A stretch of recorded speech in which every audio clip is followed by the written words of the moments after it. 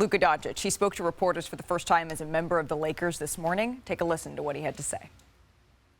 I was almost asleep, so when I got a call, I had to check it was April 1st.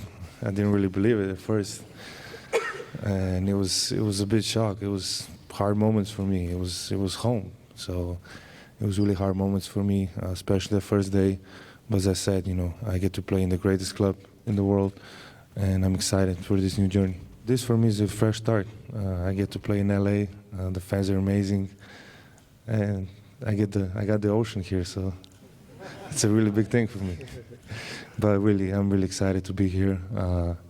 I getting to play for the Lakers, and everybody can say that. And many, many legends passed here, many, many championships. So that's my goal. There was concern that, beyond this summer, or that there's a chance you might not agree to the Supermax extension. Did you or anyone on your inner circle indicate that might be the case? Absolutely not. You've been a fan of LeBron. You've talked about it for a long time, but he's also been a fan of you. He's tried to work with you at various different times in the past, whether it be shoe deals or other things. I'm curious, what message did he reach out to you with? Was it a text? Was it a call? What was that? And how did that fuel the way that you think about coming to LA as well? Yeah, he called me right away. He was in New York, so he called me right away. And we didn't talk much because, he said, I understand what you're feeling. But that was really nice of him just to call me right away and welcome me to LA. It's just like a dream come true, I always look up to him. There's so many things I can learn from him. And I'm just excited, just to learn everything. And now I get to play with him. So it's an amazing feeling. You don't come here for nothing else than championships. So I have everything left to prove, and the goal is to win the championship. Okay, so much there, and no better panel to break it all down with. Rob Pelinka set the stage for this press conference, and he started it by saying, I think Luka Doncic joining forces with the Los Angeles Lakers is a seismic event in NBA history. And I don't think that was hyperbole here, Bobby. What stood out to you the most from what Luka said? That he was willing to commit 5 years, $345 million, and basically spend the rest of his life in a Dallas Maverick uniform. Yeah. Usually we see players trying to force their way out of situations. Here's a player that wanted to be there long term. Yeah, and Bobby brought this up yesterday, and now let's transfer that to what that means now. The Lakers do not have the Supermax to offer him. That's now against the rules. And so now they have a little bit of work to do between now and the summer. And Bobby talked about this yesterday, and Rob Pelinka talked about this today. They have to work on this roster. But in July, they're going to come to Luka, and they're going to offer him a 5-year contract extension, I assume, without the ability to offer the Supermax. And will Luka sign the 5-year? Yep. Will he sign something less than the 5-year? Will he not sign anything at all and roll over towards free agency in 2026? This isn't something that I think should keep people up at night, but is something that Rob Pelinka has to begin thinking about immediately, including before the deadline on Thursday. And he openly talked about how they needed to get a center, and he called the market for centers right now dry. Yeah, we're going to hear from him in a minute. That's interesting. Literally, though, this did keep Luka Doncic up. He said he had to check his phone to make sure this wasn't an April Fool's. That's how shocking this was to him. I think he handled it really, really well, Mark. He answered all of the questions the way that you would hope your new franchise star would, particularly some pretty pointed questions about his exit with the Mavericks, about what people were saying about him, about his conditioning, about his weight. He said that he's going to use all of that as motivation. I think what I took away from it was that he's absolutely open to this. He's excited about this, but he did not want to be traded. He made that pretty clear. Yeah, no, he said he's a loyal guy. Yeah. And I'm sure Dallas fans aren't happy and they're giving up their season tickets and all that.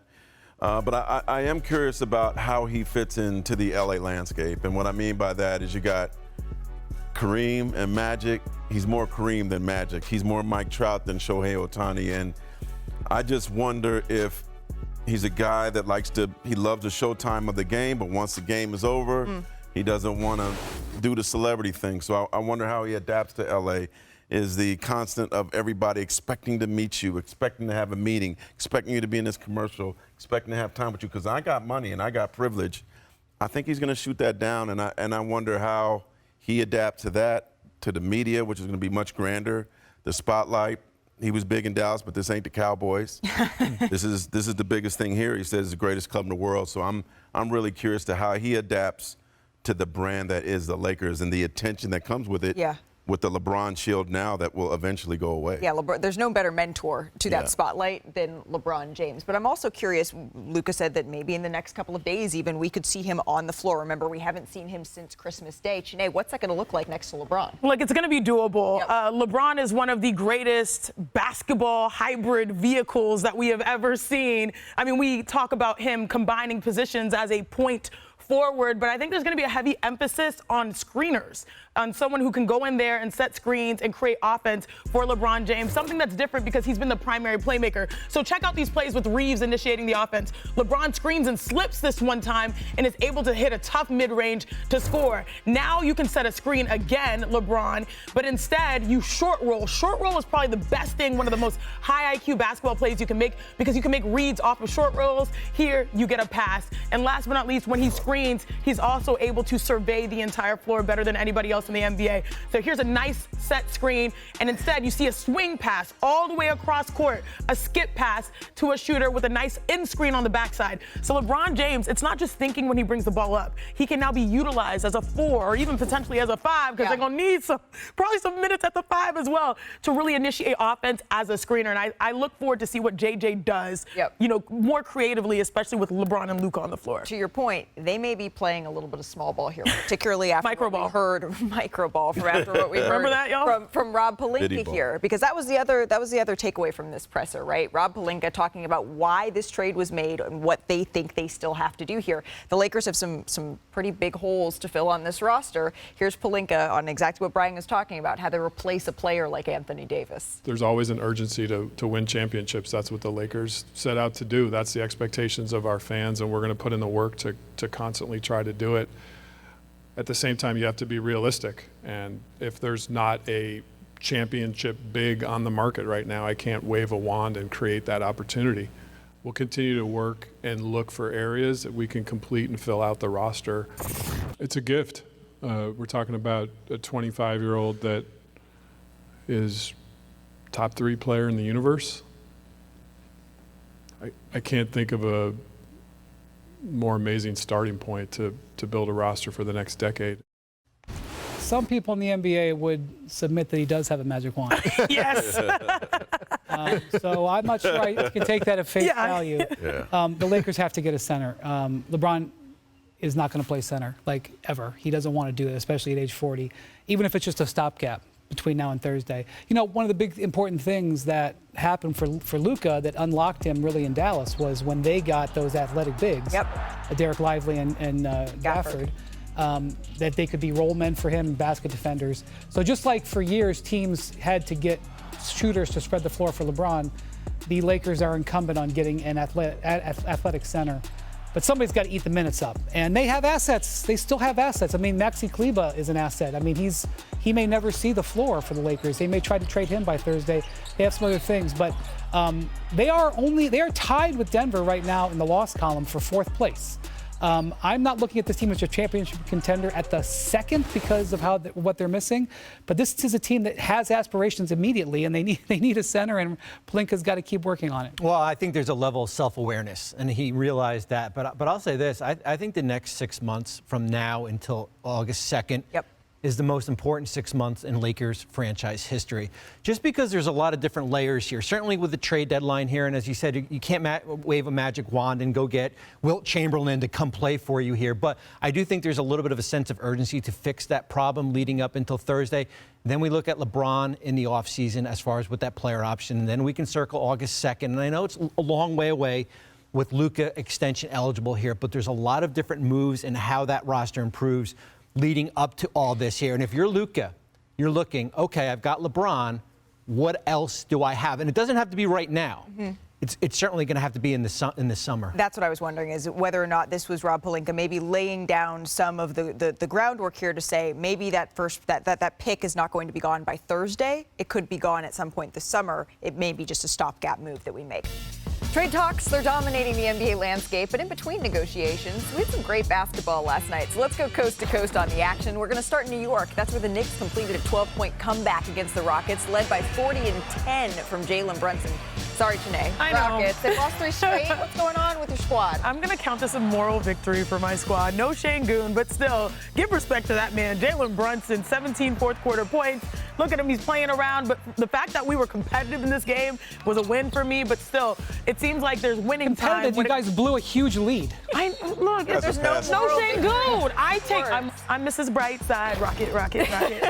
All right, and related news, Chiney. The Grizzlies, they did pass Houston to capture the second seed in the West when they beat the Spurs last night. Good news for Victor and company, though. De'Aaron Fox on the way. Bobby, how much better will the Spurs be when Fox is in the lineup? I think it's more about next year. Okay. I don't think they're going to get into the play-in here, even with De'Aaron here. I think certainly they're 3 games behind here. I think this is a move more about next year. Oh, where's the sunshine, Bobby? Come on. Over here. Y'all passed on it. Well, let's go to Golden State. Draymond Green, he made his return after missing the last 7 games. And the Warriors, they defeated the Magic. Steph Curry, Andrew Wiggins combined for 49 in the victory. Mark, you were in the building. What's the feeling around Golden State now? A lot of nervousness in that locker room after the game, and on Thursday night, they're down here in L.A. playing the Lakers, and I'm real curious to see who's on the bench when the game starts. Yeah, me too. And Steve Kerr kind of walking back some of his comments that he made about the trade deadline. Very interesting stuff going on in Golden State. All right, finally, let's head to Portland.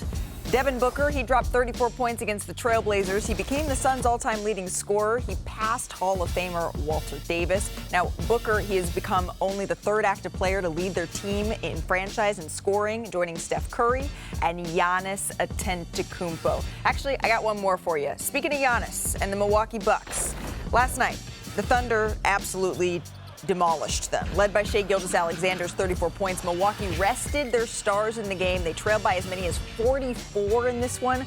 The Bucks, they've lost their last 4 games and are now only 4 games above 500 this season. So Milwaukee has allowed 131.5 points per game during this 4-game losing streak. That's their 3rd most in any 4-game span in franchise history.